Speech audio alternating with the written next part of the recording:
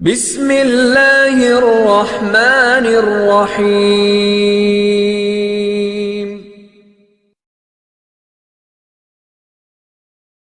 اعوذ باللہ من الشیطان الرجیم، بسم اللہ الرحمن الرحیم،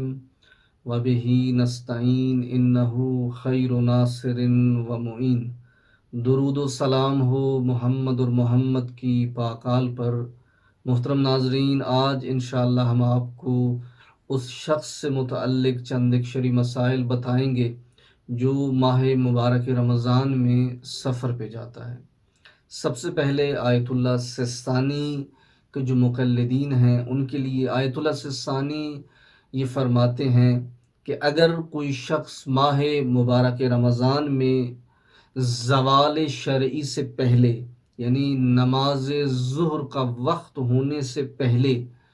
ایسے سفر پہ جاتا ہے جس کی مقدار جو ہے وہ کم از کم 44 کلومیٹر ہے، تو اس سفر کے دوران اس شخص کا جو روزہ ہے وہ باطل ہو جائے گا۔ لیکن اگر زوال کے بعد جاتا ہے، اذان ظہر اور نماز ظہر کا وقت داخل ہونے کے بعد سفر پہ جاتا ہے تو اس دن کا روزہ اس کا جو ہے وہ باقی رہے گا۔ اور یہ جو 44 کلومیٹر میں نے آپ کی خدمت پہ بتائے ہیں، یعنی جب وہ اپنے وطن سے، اپنے شہر اور گاؤں سے سفر کے لیے روانہ ہو رہا ہے تو اس کا ارادہ یہ ہے کہ اس نے کم از کم 44 کلومیٹر سفر جو ہے وہ طے کرنا ہے، یعنی اس کا جانا اور اس کا آنا دونوں ملا کر جو ہے وہ 44 کلومیٹر بن رہے ہیں، یعنی ایک سائڈ جو ہے وہ 22 کلومیٹر پر مشتمل ہے۔ اب آتے ہیں رہبر معظم انقلاب کی طرف۔ رہبر معظم انقلاب اس سلسلے میں یہ فرماتے ہیں کہ اگر کوئی شخص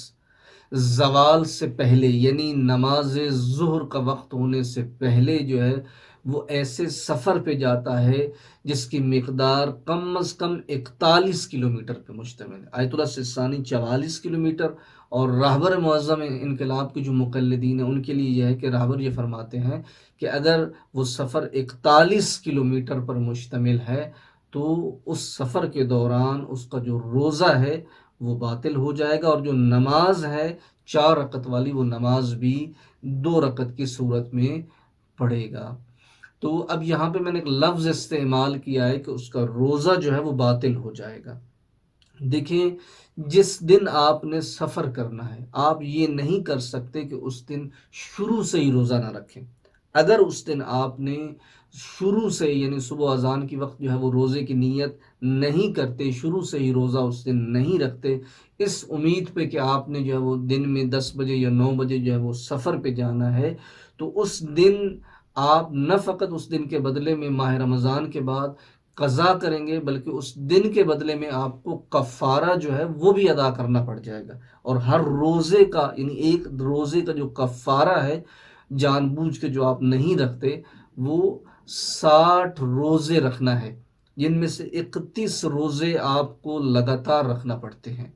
یا پھر اگر روزے نہیں رکھ سکتے تو پھر 60 غریبوں کو آپ کو کھانا کھلانا ہوگا۔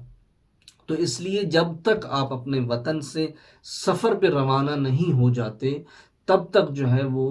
واجب ہے کہ آپ جو ہے وہ روزے کی حالت میں ہوں، یعنی آپ نے اگرچہ دن میں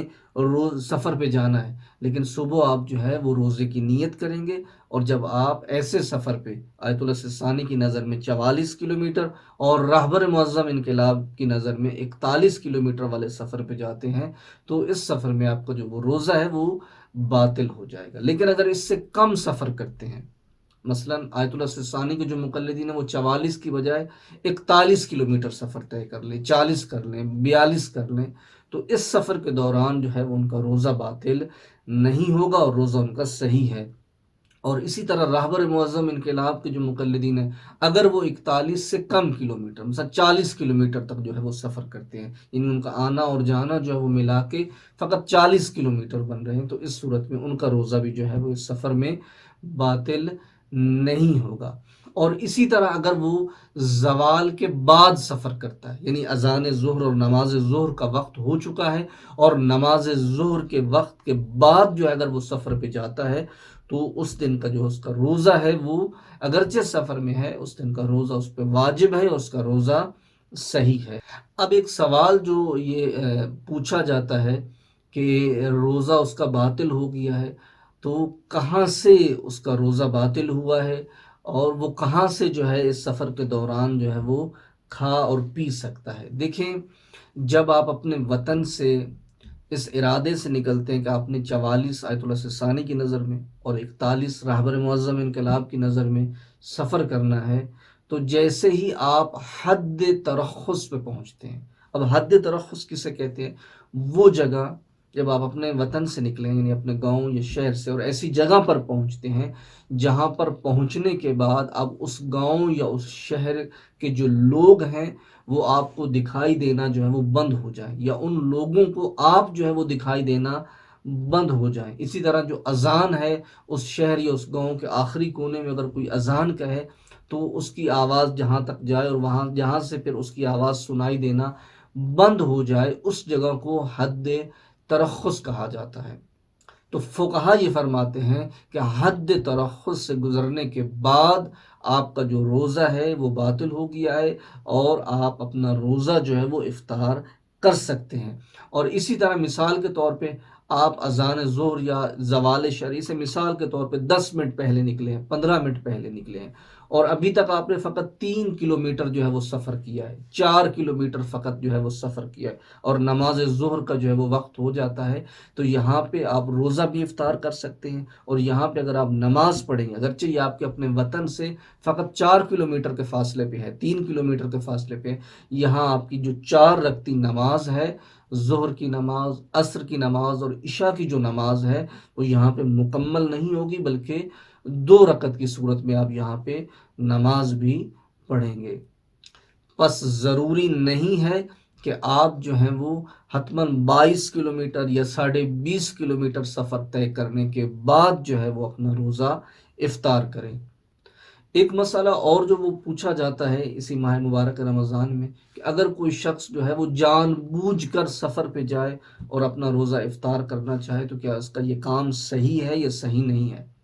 تو اس سلسلے میں فقہا یہ فرماتے ہیں کہ اگرچہ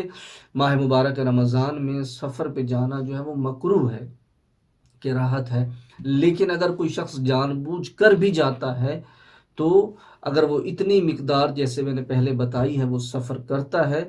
جان بوجھ کر ہی، اور وہاں پہ وہ کھا پی کے واپس آ جاتا ہے اپنے وطن میں، تو اس دن کا جو ہے وہ روزہ اس کا نہیں ہے، اور بعد میں یعنی ماہ مبارک رمضان کے بعد اسے اس روزے کے بدلے میں جو ہے وہ قضا کرنا ہوگی۔ اور ایک رائے حل جو فقہا ان افراد کے لیے جن کے لیے تھوڑا سا گرمیوں میں مثال کے طور پہ یا دن لمبے ہیں یا روزہ رکھنا تھوڑا سا مشکل ہے، ان کے لیے رائے حل بتاتے ہیں، وہ یہ ہے کہ یہ افراد جو ہیں بجائے اس کے کہ شروع سے ہی روزہ نہ رکھیں، کیونکہ میں نے کہا ہے کہ اگر شروع سے ہی نہیں رکھیں گے تو آپ کے اوپر جو ہے وہ کفارہ بھی آ جائے گا۔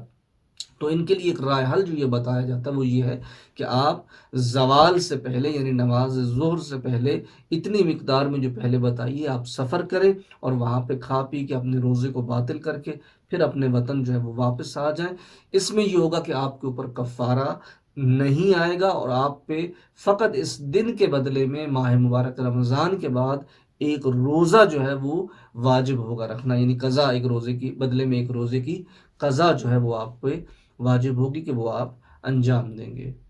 اور یہاں پہ میں ایک مسئلہ اور بھی بتاتا چلوں کہ اگر کسی شخص کے اس طرح سے سفر میں تھا ماہ مبارک رمضان میں اور روزے قضا ہو گئے،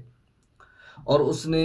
اگلے سال ماہ مبارک رمضان تک ان روزوں کی قضا نہیں بجا لائی، تو اس پر جو ہے وہ کفارہ تاخیر جو ہے وہ بھی واجب ہو جاتا ہے۔ اگرچہ روزے کی قضا تو اس نے کرنی ہی کرنی ہے، چاہے 1 سال کے بعد کرے چاہے 2 سال کے بعد کرے، وہ روزے اس کو رکھنے پڑیں گے، لیکن ساتھ میں ان روزوں کے عوض میں ہر روزے کے بدلے میں اسے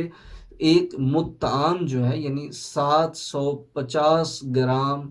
گندم چاول یا اس طرح کی چیزیں جو ہے وہ ہر روزے کے بدلے میں جو ہے وہ فقیر کو دے گا، جو روزے اس نے سفر میں نہیں رکھے، اور بعد میں ان روزوں کی اگلے ماہ مبارک رمضان تک جو ہے وہ قضا بھی بجا نہیں لائے۔ چند ایک مسئلے اور بھی ہیں اسی مسافر کے روزے کے حوالے سے، تو انشاءاللہ اسے انشاءاللہ اگلے حصے میں بیان کریں گے۔ خداوند متعال سے دعا کرتے ہیں کہ ماہ مبارک رمضان میں ہمیں روزے رکھنے اور عبادات انجام دینے کی توفیق عطا فرمائے۔ والسلام علیکم ورحمۃ اللہ وبرکاتہ۔